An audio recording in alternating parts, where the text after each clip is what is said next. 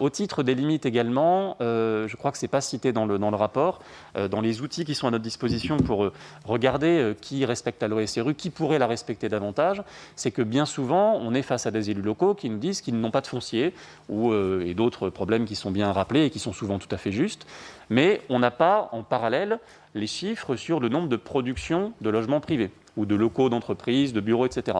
Et souvent, quand on arrive à se les procurer, c'est un peu difficile, mais la base Citadel nous le permet, on s'aperçoit qu'il n'y a peut-être pas de foncier pour les logements sociaux, mais il y a souvent du foncier pour faire autre chose.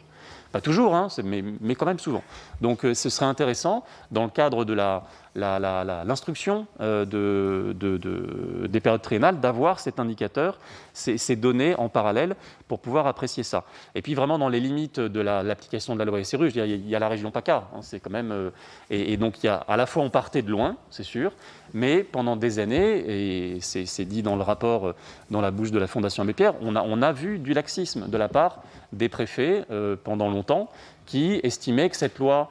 Enfin, qui estimaient, je ne vais pas parler à leur place, mais il y avait un écosystème local, des élus locaux, des préfets, qui estimaient qu'au début, la loi était un peu fragile, parce qu'elle était contestée tous les ans au Parlement, donc, y compris par la majorité en place parfois, donc on pouvait estimer qu'elle n'allait pas perdurer.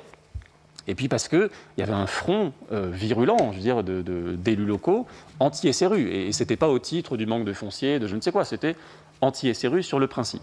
Alors ce front est toujours virulent, il l'est un peu moins aujourd'hui parce que la loi, il y a eu de la pédagogie et c'est bien, ça avance, mais encore une fois, et les préfets en PACA ont parfois du mal à faire appliquer la loi dans toute sa rigueur, peut-être parce qu'il y a tellement de mauvais élèves qu'à la fois c'est difficile de punir toute la classe quelque part. Donc c'est voilà, sur les limites également que nous partageons, sur la reprise des compétences d'urbanisme, qui fait partie des possibilités de rétorsion, de punition de la part de l'État à l'égard des maires récalcitrants. Là aussi, faute d'ingénierie dans les services déconcentrés de l'État, faute parfois de volonté politique peut-être, ça a été assez peu utilisé. Et donc finalement, tout comme d'ailleurs le quintuplement des prélèvements, c'est assez rare.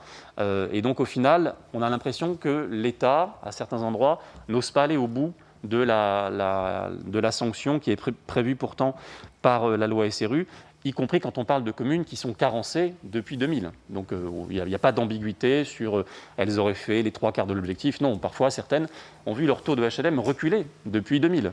Là, il n'y a pas beaucoup d'ambiguïté. Enfin, on peut avoir des permis de construire qui sont attaqués ici ou là, des imprévus, mais quand son taux de logement social diminue alors que la loi prévoit de l'augmenter depuis 20 ans, c'est qu'on a quand même un problème de volonté politique.